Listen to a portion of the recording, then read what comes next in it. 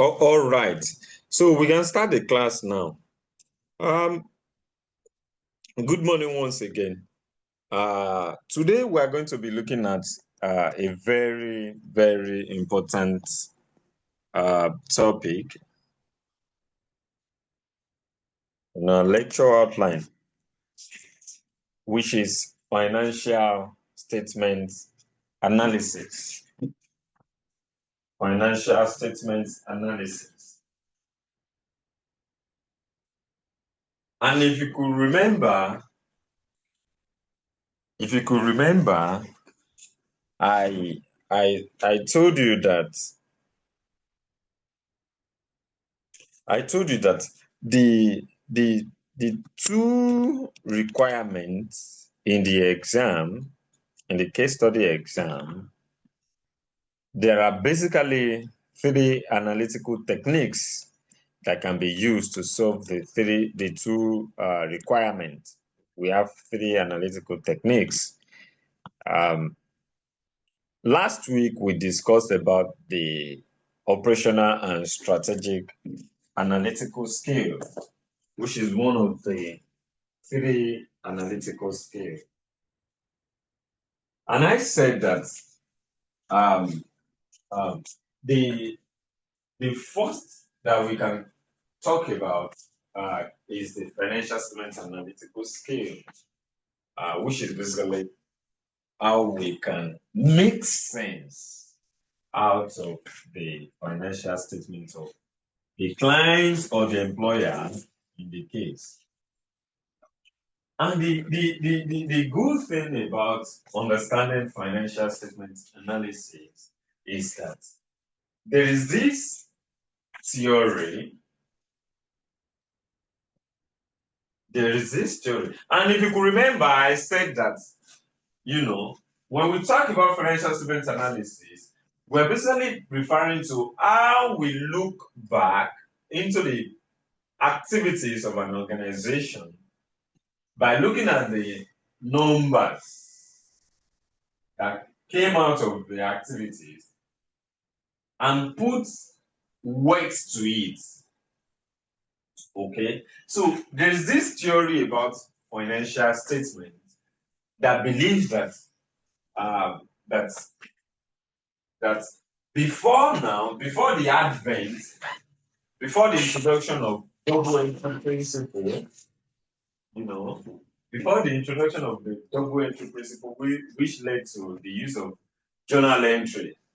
So before that time, there's this theory that believes that those who are in charge of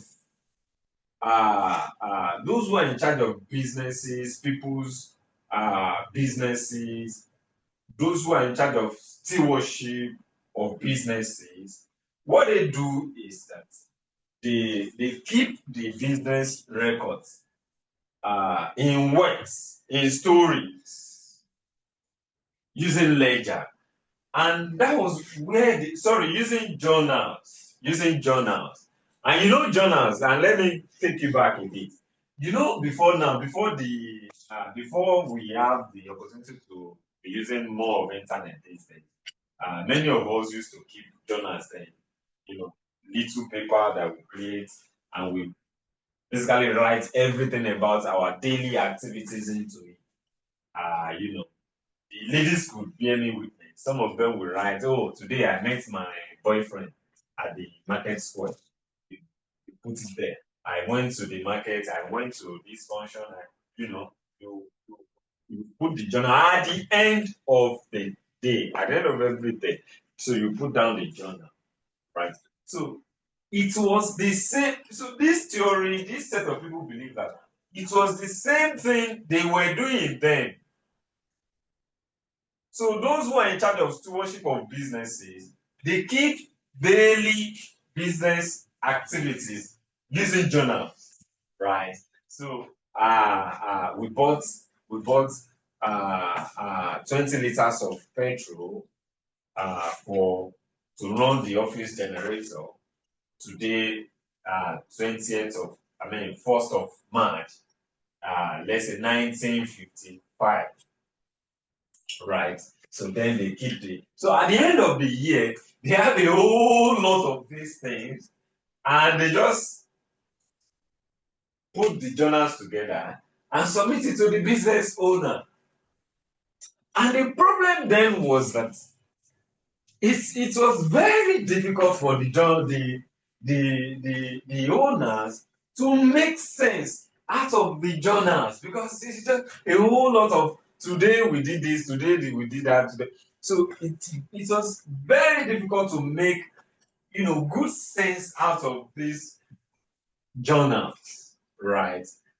And there was need for a kind of executive summary, that can show the business owner that, okay, in this year, for the whole of this so year, the company sold, say, 5 million naira, and spent, out of the 5 million naira, spent 3.5 million naira, and there is 1.5 million naira left as profit. There was a kind of need for that. So they believe that this set of scholars believe that it was from this need that the double entry principle came out, which led to the because of this, which led to also the creation of the financial statements. And what you will see is that, because this is very basic to understanding how you can actually interpret financial statements, right? So what you will see is that the financial statement that we see, that we know about, that we have been trained to prepare for businesses, for organizations, are actually summaries, detailed summaries of the activities, of financial activities of organizations. They are summaries because the detailed journals are still there. The journal entries are still there, right? So remember, for the journal entries, we still keep the journal entries up to now. We keep it, but the financial statements are the summary of the journal entries, right? Now, here is the problem again. Most of these business owners, they are not accountants.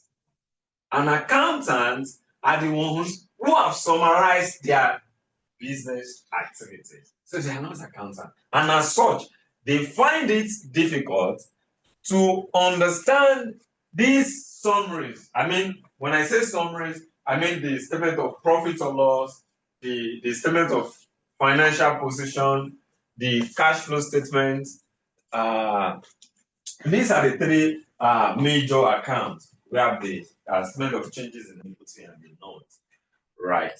According to IS1. Okay. So they still find it difficult to understand the summaries, the financial statement. Although they were better off than what they had initially. What they had initially was just journal entries. But now they have summaries. They can quickly, at a glance, see the revenue, the sales of the company, see the expenses, see the profit. They can see the financial position. They can see the assets of the company. They can even see what they have contributed in the company, and they can see what they are owing to the outsiders. They can see all of this. But yet, they cannot make meanings. They cannot make meanings. They cannot interpret these numbers to make sense to them enough so that they can make more informed decisions on the business. Oh, due to what I've seen, this business is profitable. But with this kind of profit that it's making, and with the number of owners that we have, should I keep investing? Should I keep my investments in this business, or should I take my investments elsewhere? Should I add more investments to this, or should I invest elsewhere? Should I continue to deal with this company? I mean, from the perspective of a supplier, should I continue to give credit, my materials on credit to this company, or take away my credit facility? So they need to make decisions. Unfortunately for them, they do not have the required skill to interpret the financial statement. And this skill is what you, as a potential chartered accountant, must be grounded in. I mean, when you qualify, this is more like a basic skill that every qualified accountant must have. You must be able to pick any financial statements. Even, let me tell you, even without computing any ratio, maybe trend and all that, you must be able to start speaking on the figures. The figures must be saying something to you that you can say outside immediately without doing many ratios and all that.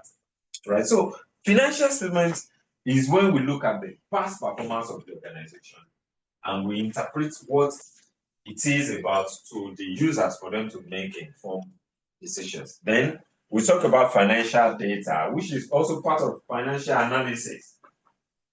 Right? So it's more like two things, more like two analytical skills: financial analysis and business analysis. So financial analysis is into two parts: the financial statement analysis and the financial data analysis. So apart from analyzing the financial statement, there are other decisions that companies want to make, financial decisions like purchase of assets, establishing new factory, taking on a project, taking on a project from a supplier or from a customer, and as such, you want to know whether that project, that investment will be profitable or not. And you will need financial data to appraise this project. Okay. So we also need financial knowledge to do this. So that is the financial data analysis. And we talked about the operational analysis, where we said it combines all of this analysis together in order to, by looking at the past, the present, and also projecting the future, looking at the future plans and all that. Basically, looking at the operations of the business to identify areas of weaknesses and strength. And now the business can also take advantage of the opportunities in the external environment in order to move the business forward. But today we are going to be focusing on the financial statement analysis. And I've just provided a background, a very detailed background to what we are going to be looking at. So the basic thing here is that the users of financial statement, financial information, do not have that skill to properly interpret the summarized financial report or statement. So what is financial statement analysis? What is financial statement analysis? So just like what I said, is when a professional, a financial expert, looks at the financial statement and explain the numbers to those who are interested in the numbers in order for them to make informed decision. That is just it. That's what financial statement analysis means. Okay, so you are the analyst. You are going to be looking at the numbers. Look at the numbers. Understand what the numbers are saying.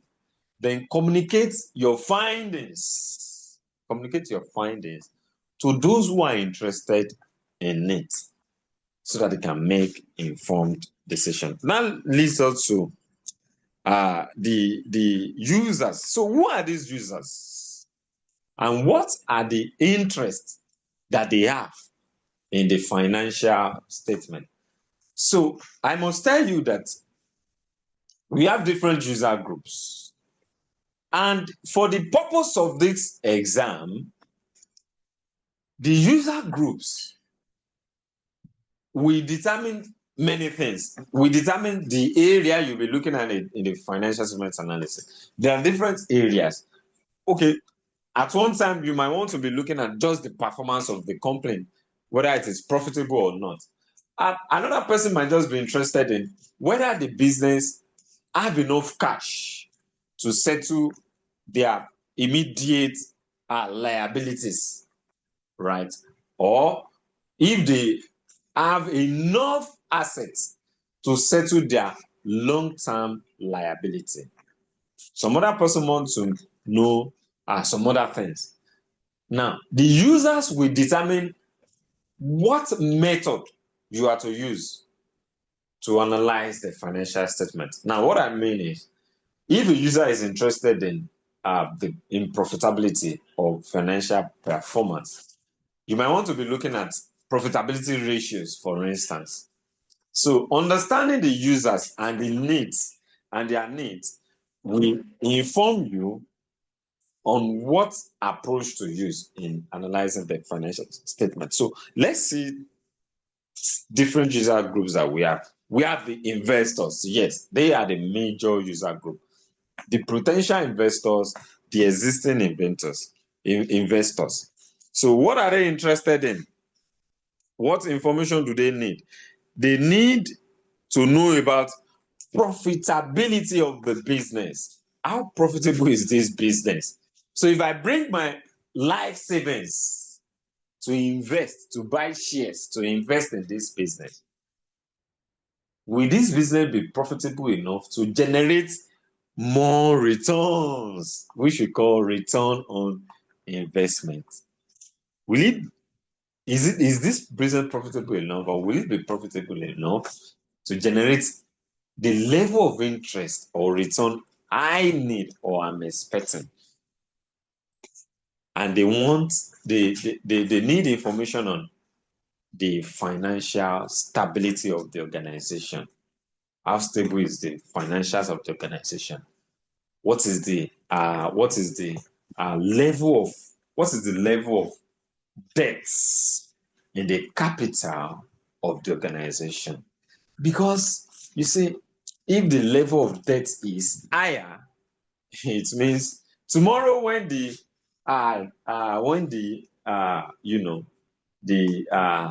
loan company comes for their loan, what do?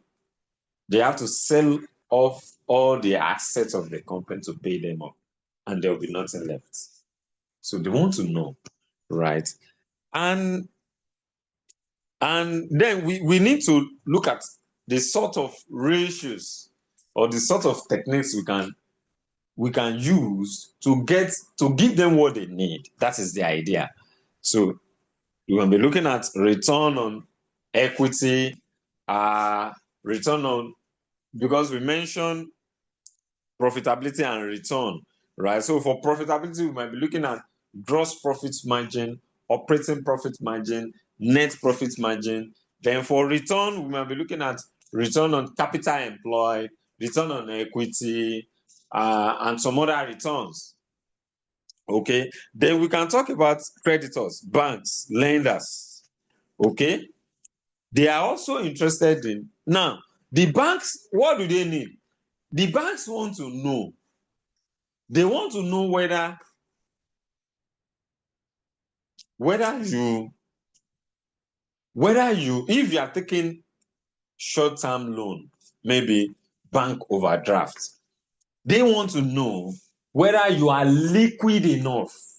In other words, whether your current assets will match your current liabilities. Those current assets that can be quickly converted into cash, whether they are enough to settle them if they call for their overdraft tomorrow morning. Okay, so they want to know your liquidity. Now, if they are giving you, or if they are planning to give you long-term loans that will span 10 years, 5 years, they want to know whether you are solvent enough, whether you can quickly dissolve. If they try to dissolve, solvent is from dissolving.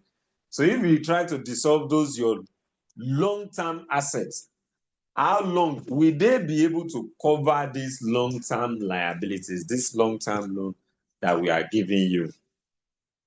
Okay? They want to know your liquidity, solvency, and your repayment capacity. How your revenue can cover the interest payment on the loan. They want to know. And they want to know how profitable your company is. Then we'll be looking at current ratio, quick ratio, debt to equity ratio, and some profitability ratios. Okay, we'll talk about the management. The management they basically want to know profitability and operational efficiency. Okay, they want to know if the operation of the business is efficient enough. That is, if the money, they will likely be interested in the working capital of the organization, because if there is no working capital, the company cannot operate. They want to know profitability and financial position of the organization. So we'll be looking at ratios like profitability ratios, gross profit margin, operating profit margin, and net profit margin too. So suppliers, they are basically the same with the creditors. Employees want to know, they're interested in job security, whether the business will be profitable enough to continue to pay them salaries in the future. The government want to know if you are profitable so that they can tax you. They don't want anything more than that. Are you profitable? Yes, we push tax on your faces. Then shareholders, investors, they are the same. The regulatory authorities, the analysts. Okay, so, and you can see that these user groups, they have varying interests, and as such, these interests will determine what you need to do, or the techniques or the approach you need to use to demystify the financial report or financial statement. Now, the reason why I have to stress this enough for you is that there are two ways the examiner can test you when it comes to financial statement analysis. The first one is that the examiner could be, lenient enough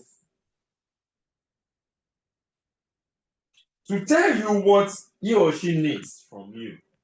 I mean, okay, I want you to analyze the performance and the financial position of XYZ Limited, right? If you have been told to analyze the performance and financial position, you already know that you are looking at profitability ratios and some maybe liquidity ratios and some equity and debt ratio, okay, or debt to equity ratio, right? That will give you the performance and position of the organization. That is a very open or very easy examiner. The other way is that the examiner will just tell you that the issue is around a potential investor who wants to decide on whether to invest in this company or not.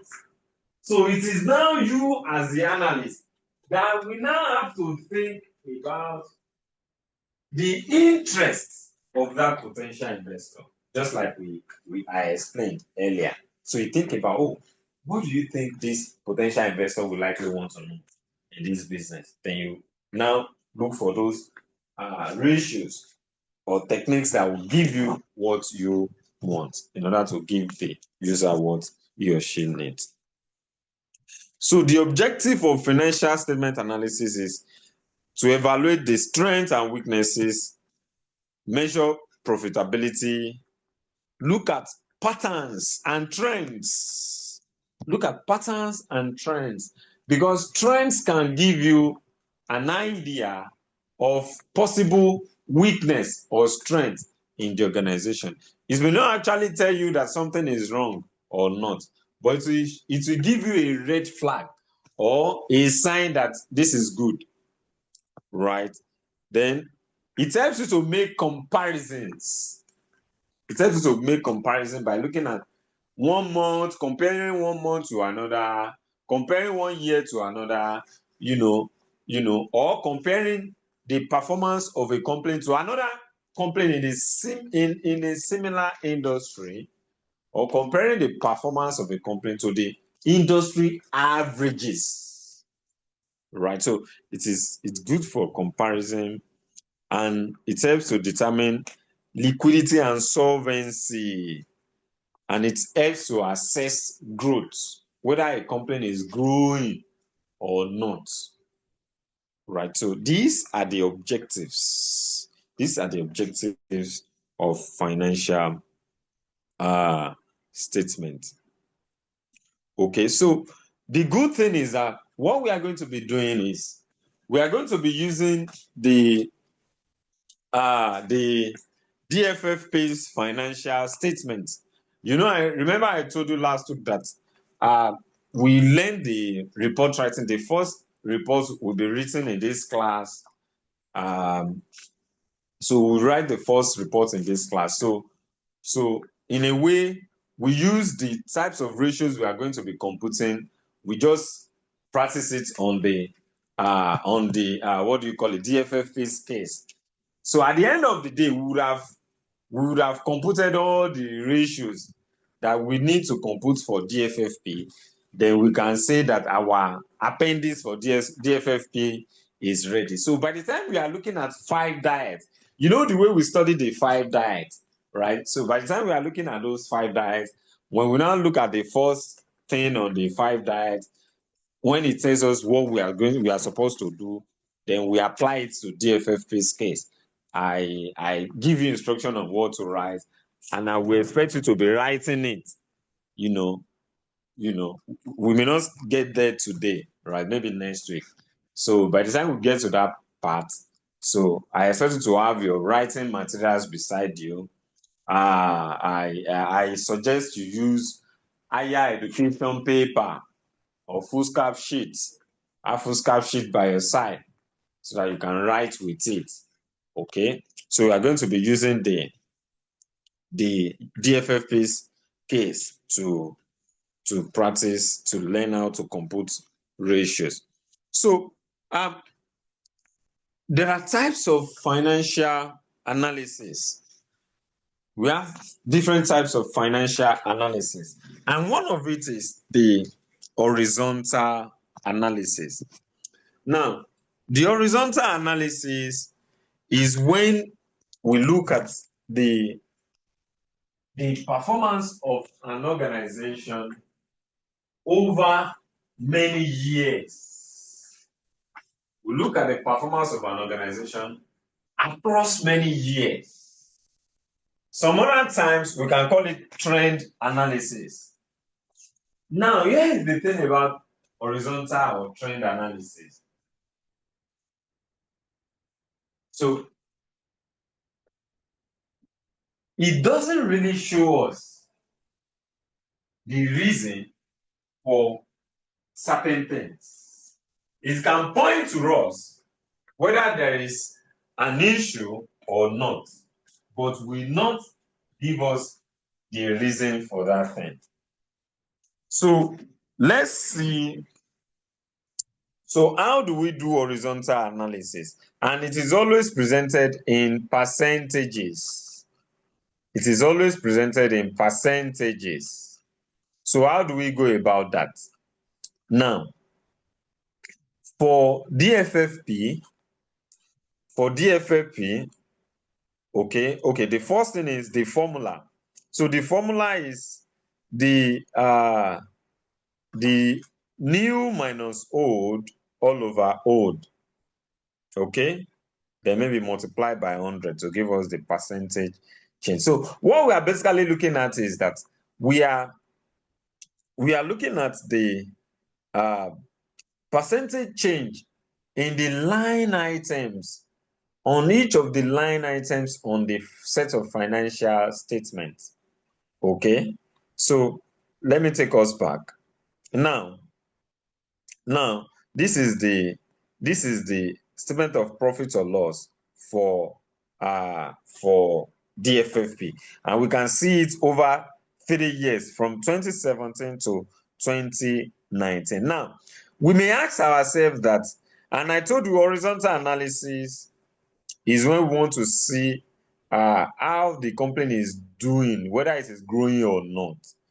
That's basically what it is. So whether the business is growing or not, we can spot it from this over these 3 years. So we are going to be looking at each of these line items. For instance, revenue. So we want to know what is happening to revenue. Is it growing or declining? From here now, looking at it from 2017 to 2019, you can see the revenue is growing. But the question is by how much? Yes, that is what the horizontal analysis can give us, or trend analysis can give us.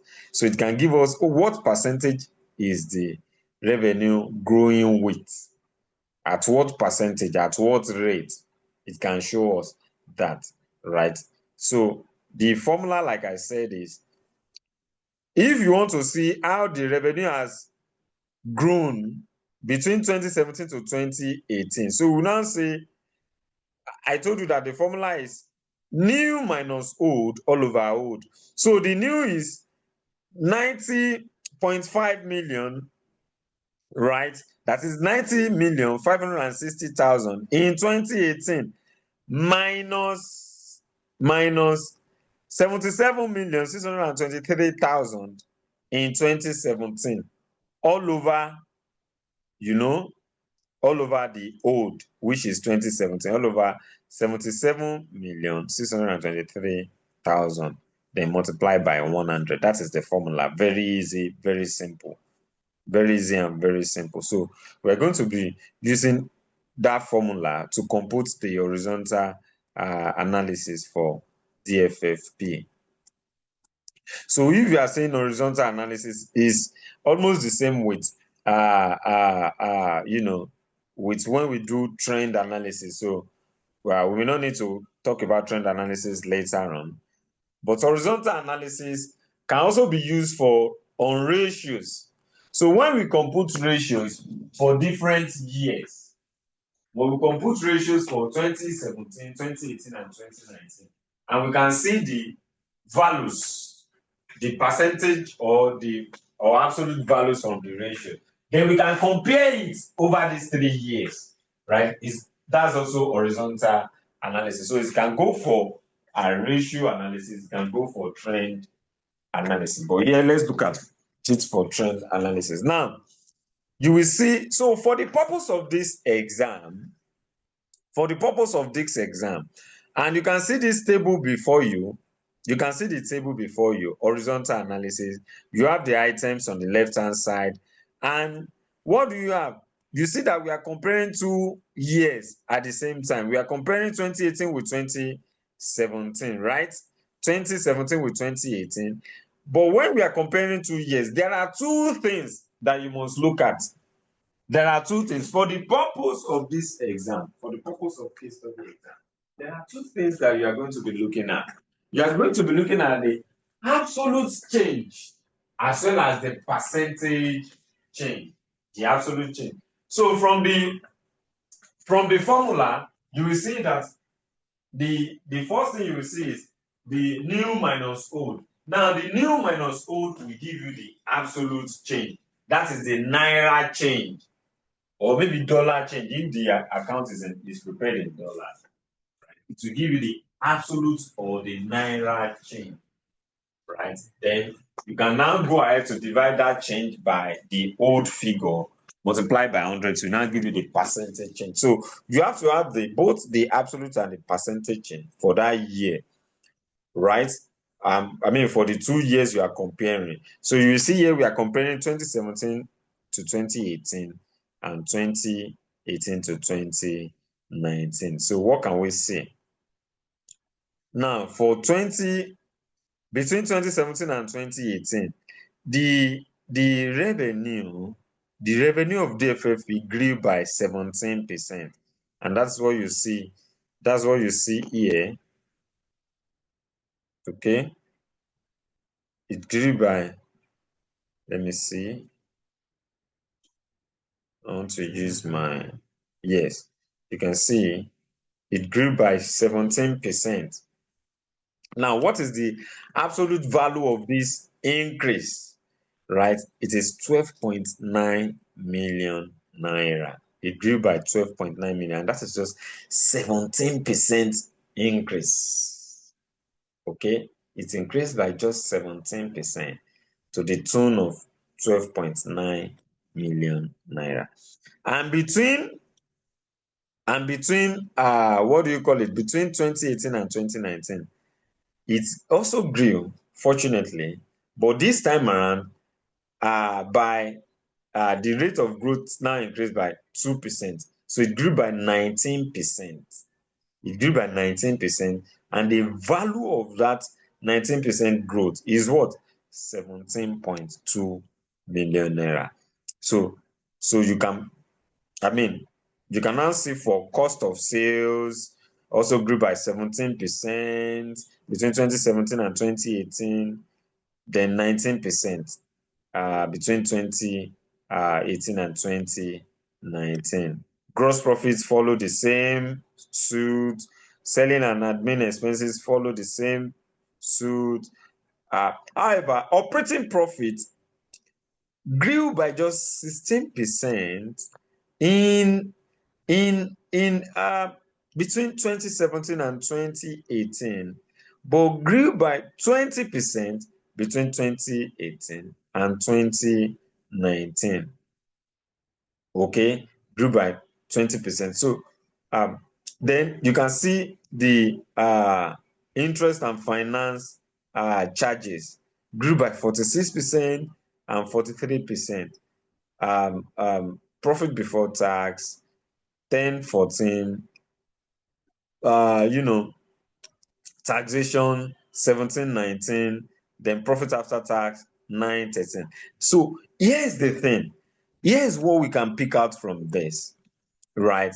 So if you see that, okay, from the revenue, we saw that revenue to selling and admin expenses, they were growing at the same rate within these 3 years, at the same rate. But what did you see with the operating profit? There was a difference. Something changed, right? It rather grew by 16% and 20%. So the question we can ask ourselves is, why? What must have happened in that year? What must have happened when everything else were growing by 17%? This grew by just 16% and 20%. And if you look at the interest and finance charges, you can see that something changed, something is different. 46% between 2017 and 2018, and 43% between 2018 and 20. Something must have happened there. What is it? That means, so you can see that it is the trend is a pointer to show us whether something is wrong in the account, or in the performance of the organization, or in the position of the organization. It's a pointer. Then we can dig more. What could have happened? What could have happened? Is it that they took more loan? Is it that they took more loan and they had to pay more interest in this period? What could have happened? You can start asking yourself that question. Then you can look at the ratio of debt to capital to know whether they've taken more loan, or to see the interest cover ratio. Possibly you will be looking at the debt to equity ratio to know what must have happened in those years. All right, but you see, that is not that is not the major thing. The thing is, what we have just done, this computation we have just done by saying old minus new all over old multiplied by 100 to give us the percent and give us the difference. Anybody can do that. Even if I pick my, if I teach my, if I teach my, if I have a secondary school, maybe JSS 1, JSS 2, or JSS 3 daughter, if I teach her to compute this, she will do it perfectly well. Even the woman, that sells by the roadside, if you give her a calculator and tell her that these are the numbers, oh yeah, this is how you punch it, she will do it. So anybody can do that. However, what everybody cannot do is to make the number talk. In other words, to say in written words what the number is actually saying, what the trend is actually saying. Okay, so how can you do this? And that is one of the things that you need to learn. You need to learn how to make the numbers talk. So if you see here, right, I mean, very simply, so in such a case where we need to do trend analysis, and this is how you are going to be writing it, very simply, very simple something, okay? It is very simple, very straightforward, and you have to get it once.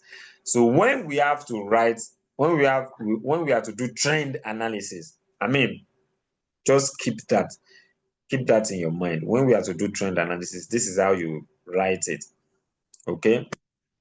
So you can see from here, DFFP's revenue increased by what percent? By 17% from 2017 to 2018, which amount to what? 12.9 million naira. It further increased by 19% from 2018 to 2019 to the tune of 17.2 million naira. That is on revenue. You can say very simple, very easy. It is not more than that for trend analysis. I hope you are understanding. It is not more than that for trend analysis. Just say it. And the reason is that the trend cannot show you more than that. It's just showing you changes. That is just what it is for. And I don't know if you have seen reports, financial analysis, around, maybe in your office, maybe on the internet, this is what you see. If you read government agency reports, this is what you see. The first thing is they talk about the trends. They explain the trends in their numbers. And this is what they see. I mean, what you will see. Just talk about the trend, how the numbers has changed over the years. Very easy, very simple. Every chartered accountant must be able to do this. You must be able to do this after this class. Very easy, very simple, very straightforward. Now, you can see for the cost of sales, the same thing. You see, look at it. In addition, DFFP's cost of sales have experienced growth in relation to revenue. In particular, the cost of sales of the company increased by 17% from 2017 to 2018 to the tune of what? To the tune of, look at it here, to the tune of 10 million naira. Can you see? To the tune of 10 million naira. It further increased by 19%.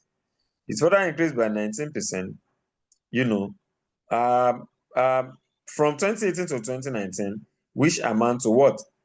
13.2 million naira in absolute terms. Right, in absolute terms. That is how easy it is to do trend analysis.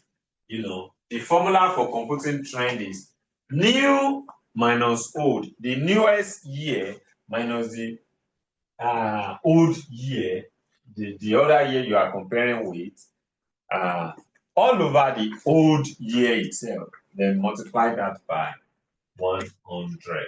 It will give you the percentage of change, right? Then talking about it, making it talk is very easy. As a matter of fact, if you don't know how to go about it, if you don't know how to write it, probably just copy this way, just copy it this way and put the figures. That is it. That is how simple it is, right? To go about that. Now, that is the first type of financial analysis. We are talking about types of financial analysis, and we said the horizontal analysis, and now we could look at the vertical analysis. The second one is the vertical analysis. And for the vertical analysis, so if we now want to know more, right, we want to know more about the items on the financial statement. We want to know more about the items on the financial statement. We want to x-ray the items on the financial statement to see the relationship between these figures. The first way we can go about it is by looking at vertical analysis. Some other persons could call it common size analysis, right? They call it common size analysis. And what do? We look at it in two ways. On one side, we look at the financial statement of profit or loss. On the other side, we look at the statement of financial position. And when we are looking at the statement of profit or loss, we are going to pick a base figure. We are going to pick a figure that will be comparing all other items with. So for the statement of profit or loss, we are going to pick the revenue or sales figure. And we are going to be comparing every other items on that profit or loss account with that sales or revenue figure, right? So if you are looking at cost of sales, it will be, what is the question we are asking is, what is the percentage of cost of sales in the sales figure? It will now give us an idea of how much the cost of sales is taken out of the what? Out of the sales or revenue. It will give us that. Then we can look at the operating expenses, admin and marketing expenses.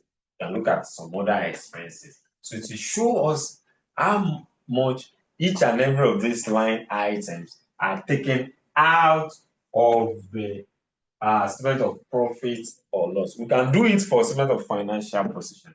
And when we are doing it for statement of financial position, instead of using sales as the base figure, we are going to be using the total assets as the base figure, or the equity of the company as the base figure. All right, so let's say I've given you how to do it. So for statement of profit or loss, SOPOL, for SOPOL, each line item is divided by revenue multiplied by 100. And for SOP, statement of financial, SOFP, statement of financial position, each line item is divided by total assets multiplied by 100. Now let's see what we are able to bring out. Okay, so for sales, if you start with the revenue, it will give you 100. That's 100. It will give you 100. Now for 2017, see the cost of sales is 77%, right? Of what? 77% of what? Of revenue. The gross profit is 23% of revenue. The selling and admin expenses is 17%. The operating profit 6%. The interest payable and finance charges 1%. The profit before tax 4 to 5%, tax 1%, and profit after tax 4% and 3%. Now, like I told you, again, that woman selling pepper beside your house can do this. Anybody. However, what everybody cannot do is making the figures talk, interpreting these figures. Now, let me give you a very simple interpretation of these figures. For 2017, where we have cost of sales to be 77%. Now, the interpretation is that for every 100 naira of sale that we make, for every 100 naira sale that we make, we are spending 77 naira on direct expenses. So what are direct expenses? Those expenses that directly relate to that sale. That is, before you make that sale, what are those money that you have to spend? For example, if it's a paint manufacturing company, just like a client of mine, before we make a sale to sell a bucket of paint, we need to buy all the paint materials. We need to buy lots of material, nitrosol, we need to buy carbon, there's one they call carbon dioxide or something. There are lots of those materials, right? After getting the materials, okay, then we need those labor. We need the labor, those guys that will do the mixing. Of course, my clients will not do the mixing. These guys will do it. So those guys are also paid on a daily basis, right? So if they are spending like 5 days on that home production now, that means they will be paid for that 5 days. So the total cost of this payment plus the cost of materials and the direct cost of that production. Okay? Maybe cost of transporting those materials, we add it and all that. Now, what we are saying is that for every 100 naira sale make on the paint, we have spent 77 naira on direct expenses, which means that we now have what? We have 33 naira left to cover all other expenses, indirect expenses. That is the interpretation. Okay? But there is another question. That's okay. So fine, you have spent 77 naira and there's 33 naira left to cover other expenses. Is that too much or okay or what? That is the question. Is the 77 naira too much or is it okay? Will the remaining 33 naira be able to cover other expenses and still leave something else as profit for the owners to share among themselves? That you need to determine. Now, for you to determine that, there are many factors. One, you may have to compare that 77 naira with what other companies in the same industry get. If other companies in the same industry always have 77 naira left on every 100 naira, that means the company is fine. That performance is fine, is okay. If the industry average is also 77 naira, that means it's doing fine. Or even if it is 78 naira and this one is 77 naira, is fine. Even if it is between 79 naira, 78 naira, maybe 76 naira industry average, and we are 77. Yes, that is still okay. It's very close to the industry average. However, again, we can now look at this performance over 4 or 5 years. And if you see 3 years, you can see that the company maintained the 77 naira over these 3 years. That means the management of the direct cost is stable. It is not fluctuating. It is stable. So they have control over that direct cost. They have solid control over the direct cost. And you know that direct cost, the direct cost supposed to fluctuate with increase in sales. The more the sale, the more the direct cost. That. Is a variable cost. It varies with the level of production or activity, right? But this means that the company have a very solid control over it. Maybe they are taking advantage of economics of scale. They buy in bulk. They do not buy in pieces per production. They buy in bulk. They have those materials. Okay. Maybe they have that may be the explanation for that, right? So that is it. You have to make it talk. And for every 100 naira, we always have 23 naira gross profit.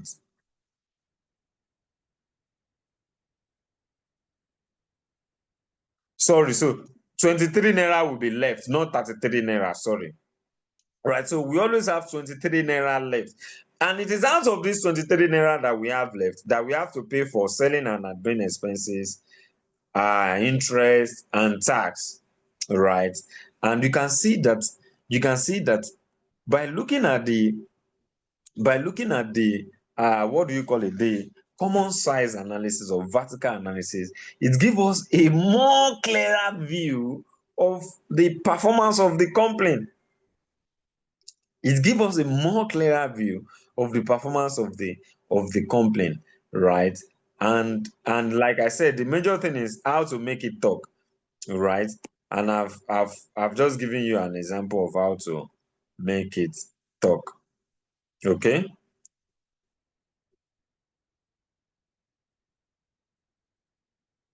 Okay. I've talked about the common size. The common size is what we are doing. And okay, this is the common size. Okay. Then the how to write the interpretation of DFFP's common size. Okay. So let's see the interpretation because you also need to write some of these things. The cost of sales of DFFP remains steady at 77% of revenue over the 3 years under review. This consistency suggests that the company has been able to manage its what? Its direct cost effectively without any significant fluctuation. I told you. But it also indicates that no improvement has been made to reduce the direct cost in relation to revenue. And the reason is that, fine, you have control over it.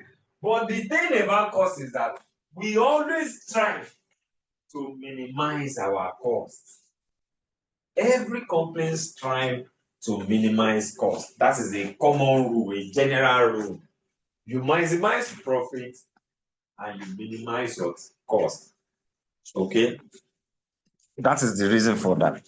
So it indicates that no improvement has been made to reduce the what, the direct cost in relation to what, to revenue. It also means that for every 100 naira of revenue made, 77 naira is expended on direct costs, which leave little to cover for administrative expenses. Gross profit is stable at 23 naira of revenue over the 3 years. While consistency in gross profit indicates steady performance in terms of revenue versus direct cost, the percentage may be on the lower side, which could limit profitability. Because the lower the gross profit, the lower the net profit will be. A gross profit margin of 23% suggests that for every 100 naira of sales made, the company retains 23 naira. The company retains 23 naira after accounting for after accounting for the direct costs, after accounting for the cost of goods sold or the direct cost, you can see very simply how the interpretation was done on the cost of sales, and now it was done on the uh, on the gross profit. Okay, so here I'm going to give you a classwork, maybe an assignment. Okay, I'll give you an assignment. Write on 3-line items, just like you have done for cost of sales, just like I've done for cost of sales and gross profit. So you can write for admin expenses, operating expenses, maybe on profit after tax. Okay, okay. Let me check on my class so that I can know if I'm not talking to myself alone. Hello, am I still talking to my people? I We are here, hope sir. I'm still communicating.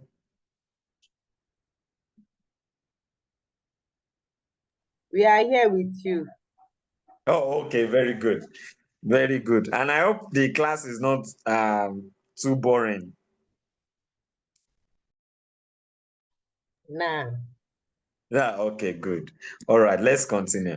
So that classwork you are going to use it as of course you cannot do a classwork. That will be an assignment for you.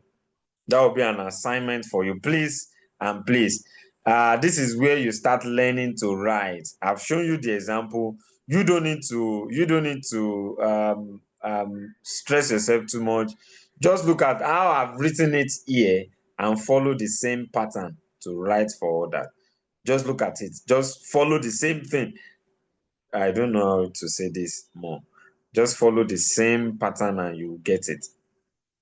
Okay. Now we can also use the the uh, uh, the vertical analysis on the statement of financial position so that we can understand the intricacies, those figures, those financials, the financials of the organization. And I just, at the time, I love to talk about the statement of financial position because that is the main thing. And there's this other thing many people focus on, the profit or loss account. No, no, no, no, no, no, no, no. That is not it.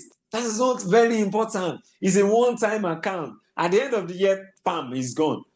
But it is the statement of financial position that gives you a very good picture of the investment in that company. And what we are interested in is the investment in that company because that is the money of the owners.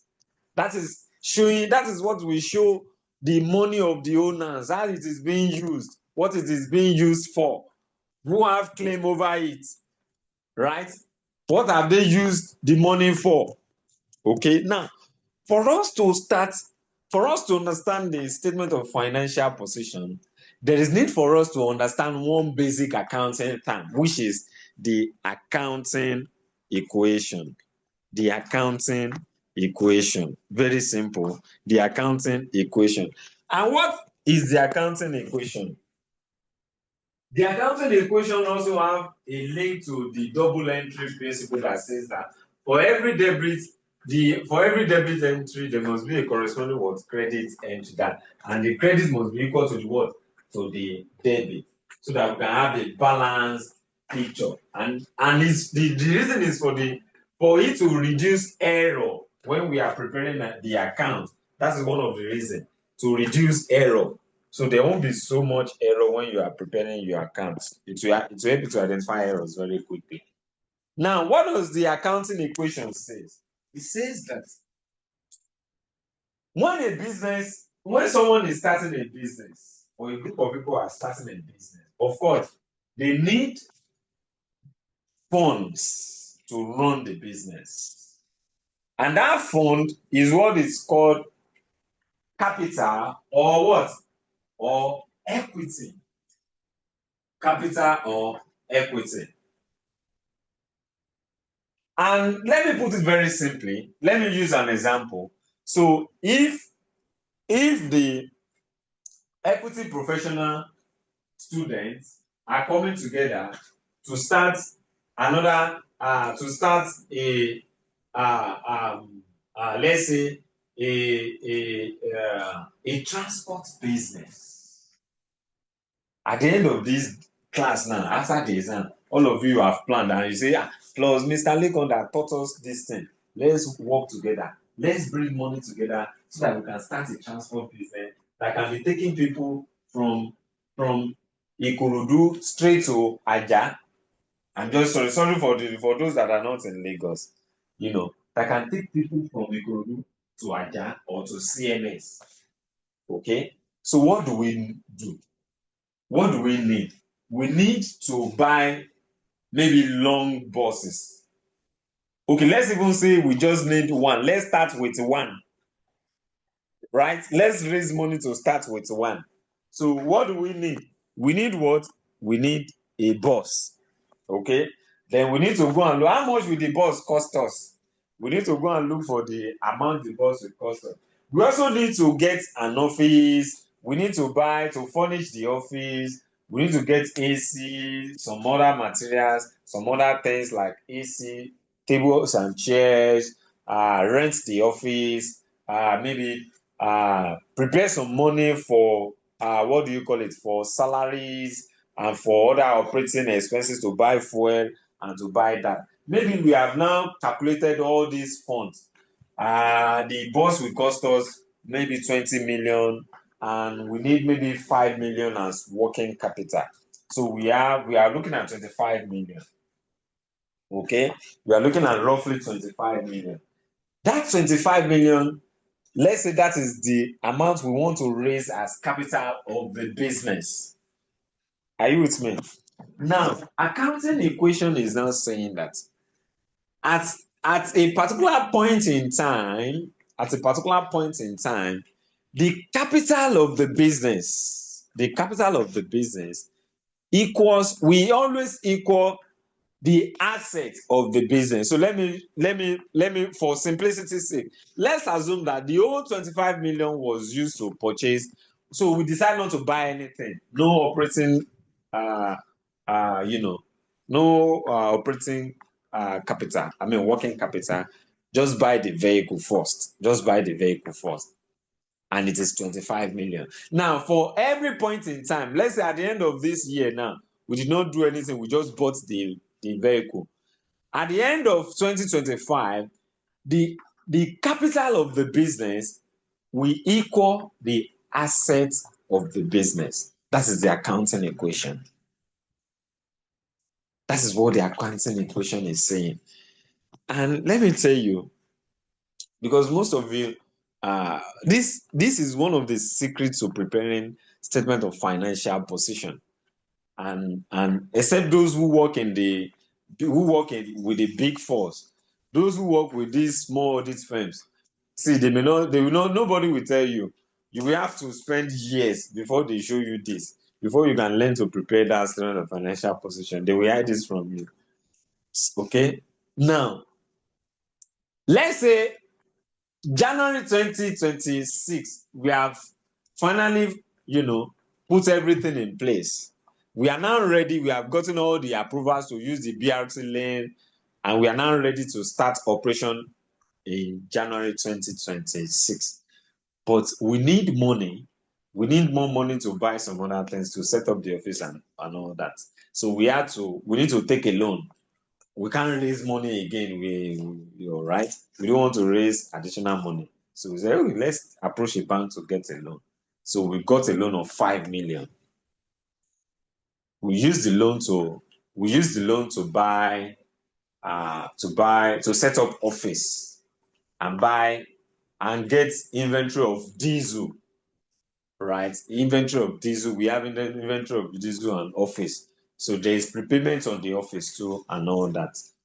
Right? So On one side, you know the inventory is an asset, right? It adds to our asset. The prepayment adds to the asset, right? The cash left adds to the asset. And on the other side, so we have more assets now, right? We have more assets. And the accounting equation says that the total asset must be equal to the what? To the total equity. So the total asset has increased by 5 million, right? That means the other side where we have the capital we also increase by what? By 5 million, which is what? Which is liability, right? That is why that formula can now change to the total assets of every company, of a company, can also equal to what? Can also equal what? Capital plus what? Plus liability. In fact, we can now say that, okay, what is now the actual capital or equity of this company, right? So, because the formula has changed, so we can now say the capital of the company equals to what? The total asset of the company less what? Less the liability. That is the equity of the company. So equity is what? Capital. Equity is equal to asset less what? Less all the liabilities of the company. Right? So you must understand it. Now let's use this approach. Let's use this knowledge to see what we have on this, to see if we can interpret this statement of financial position using common size analysis or vertical analysis, right? So what we said is assets must equal to what? The capital of the business, or assets must equal to, or assets will equal to equity plus what? Plus liabilities, right? So when you see the total asset, I said there will be percentage of what? Of total assets. Now, the total non-current assets in 2017 was 52%, 44% in 2018, and what? And 35% in 2019. And you know the total assets is a reflection of the current and non-current assets. So the current assets was 48% in in 2017, 56% in 2018, and 65% in 2019. I already gave you the formula for this. I said every line item divided by what? Divided by total assets, right? Total assets multiplied by 100. Multiplied by 100. That is the common size. That is the common size. Okay? Okay? It will give us the common size. That is how we arrive at this. So we have the total assets, 100%, right? Now, for the equity, we have two items on the equity. We have the share capital and the retained earnings. Share capital 5%, 4% in 2017, 18, and 19. Then the retained earnings 20, 30, and 43%. So the total of equity stood at 25, 43, 47 in 2017, 2018, and 2019. Now the addition of the equity to the liabilities will give us the total of equity and what? And liability. So we have that. We have the total no current liability is 2017, 2018, but 29% in 2019. Now we have 75% of current liability in 2017, 57, 2018, and 24. So we have 75, 57, 53. So 75 here, 75 of liabilities plus 25 of equity give us the 100% of equity and liabilities here. 57 plus 43 gave us 100. 47 plus 53 gave us 100. And you see that 100, this 100 of equity plus liability is equal to 100 of asset at the top there. That makes the statement of financial position to be well balanced. Now, what is these numbers, or what are these numbers saying to us as analysts, as chartered accountants? Now, one other thing you need to understand about the statement of financial position is the matching, is what we call matching concept. Not really a concept, not really a concept like that, but matching. And what the matching says is that, because the assets, right? The asset can be, we can have the current assets and what? And non-current what? Assets. Okay? And for the liabilities, we can have the current liabilities and what? And the non-current what? Non-current liabilities. So what the matching, and you can see that this is basically talking about how we have how we raise finance. It's about the raising of finance, sourcing of finance, and what we use the sourced finance to do. So what the matching concept is saying is that current assets, current liabilities must only be used to finance current assets. Here is the interpretation of that. What are current assets? Say bank overdrafts. So bank overdrafts are very, very they have a very short lifespan, maybe months, maybe within a year. They always expire within a year. They are to be repaid within a year, right? Right? Okay. What the matching concept is saying is that you should use that, because they expire within a year, you should only use that current liability to finance only current assets. And current assets are those assets that have lifespan within a year too. The idea is that when the liabilities, when the borrower, the loan company comes to call for their loan and say, we need our we need the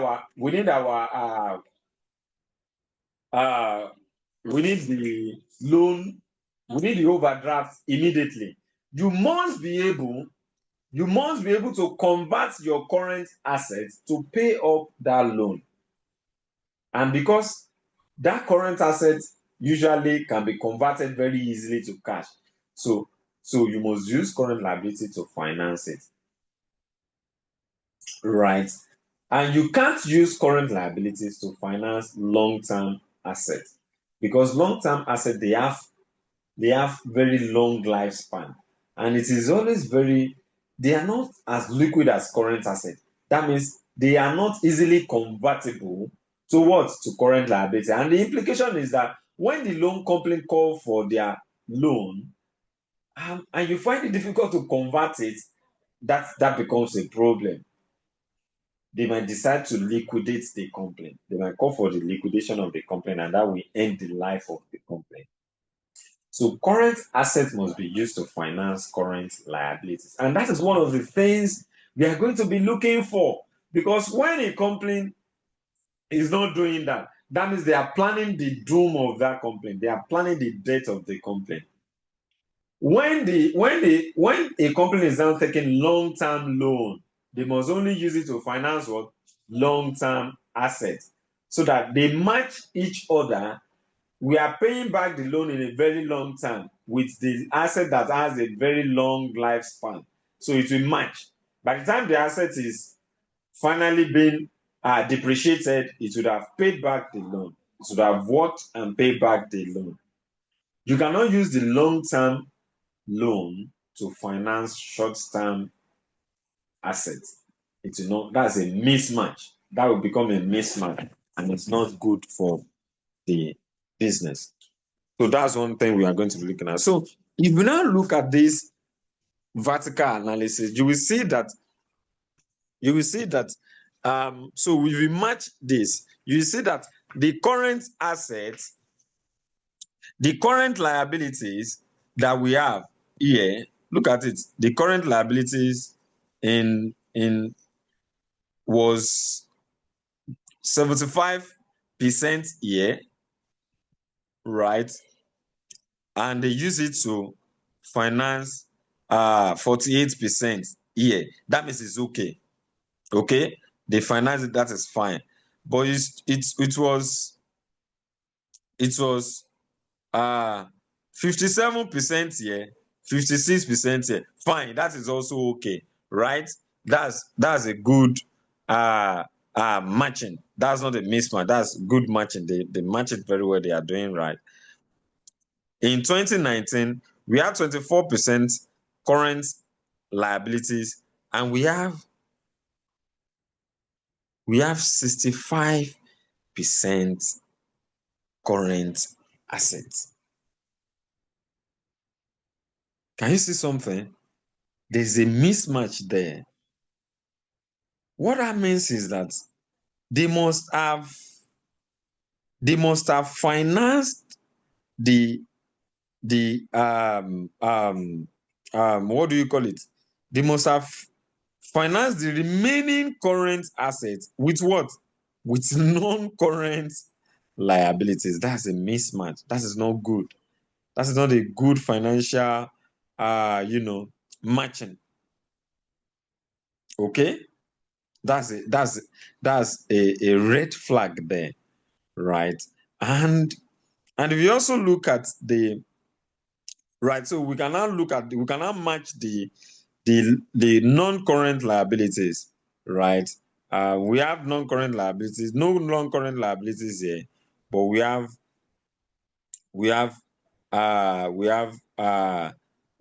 non-current assets here. So that means they must have financed it with equity, right? They must have financed it with equity, and they also finance it with some. In fact, they finance it with more of. Let me see. They finance it with more of what? Of non-current assets. They finance it with with current assets, yes. Because the current asset is 75% here. The equity is only 25%, and they have 52% of assets, right? That means they financed it with more of what? Of current. That's another mismatch there. 55%, 42, 57%, 44%. That's another mismatch, right? Though they have their equity that could have financed it, so that may not really be a mismatch, because equity is 43%. The non-current asset is 44%, right? That's not really a mismatch. So they have excess. They just have the loan that they are using to trade, right? But here they have 29% non-current liabilities, and they have 35%, and they have equity of 47%. That's not another. So in other words, before now, they were using current liability to finance non-current assets, but over the years, they now balance it. They balance it by using by combining equity and liability to finance the assets. So this has given us a very good history of what they have, where they are spending into, how they are even spending it, right? But just like I said, anybody can compute that. So what can we say about that? So by putting those things into words, we could put them into words so that they can speak the language that the users will understand, right? So I've put some notes here. The current asset, the short-term resources like cash, inventory, and receivables have increased from 48% in 2017 to 65% in 2019. This shift towards larger proportion of current assets suggests a focus on improving liquidity. Now, what this is saying is that, you see, in 2017, the the the non-current asset stood at 52%, okay, but shifted to what? To 35%, right? And it was reducing over the years. Why the current asset was increasing? There are two explanations to that. Is either this is due to depreciation, right? This is due to depreciation. But what we have noticed is that why the non-current asset is increasing, the current asset is increasing, which means that the company is, in a way, is selling off some of the long-term assets to convert them into cash or into short-term assets.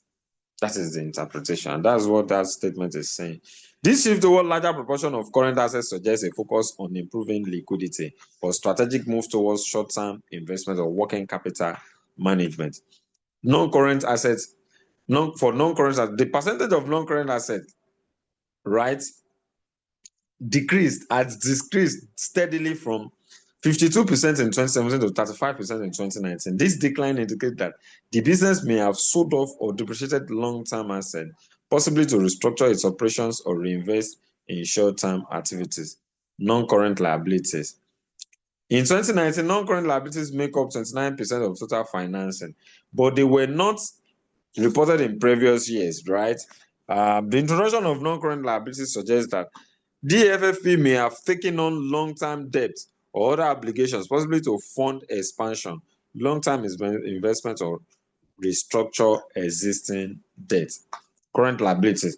Current liabilities have declined significantly from 75% in 2017 to 24% in 2019. This drop indicates a reduction in short-term financial obligations, potentially reflecting improved liquidity. So possibly they were selling off the assets, raising cash, and using it to pay off some of their short-term debt. Better management of short-term debt or repayment of significant short-term liabilities, which may also explain the reason for the increase in finance cost on the statement of profit or loss. Okay. Then the shareholders' equity, 25% to 47% in 2019. Retained earnings have shown substantial growth from 20% to 43%, indicating improved profitability or reduced dividend payout, allowing the company to reinvest profit back into the business. Call-up share capital has fluctuated slightly but remains a smaller component of equity, meaning the company has not significantly relied on issuing new shares for financing. All right, so that is the first part of this class. That's the first part of this class. So what you have seen is that we have talked about the the uh, the reasons for interpreting financial statement. The reasons for interpreting financial statement. And we have also looked at the types of method we can use to interpret it. We looked at the horizontal analysis, right? Maybe trend analysis, and I said that it helps to show whether it tends to show growth or decline in performance or position of the business, right? And only help to identify weaknesses or strengths. Nothing else. It's not going to tell you something. In fact, vertical analysis is even a bit better because it will tell you the reason for certain things.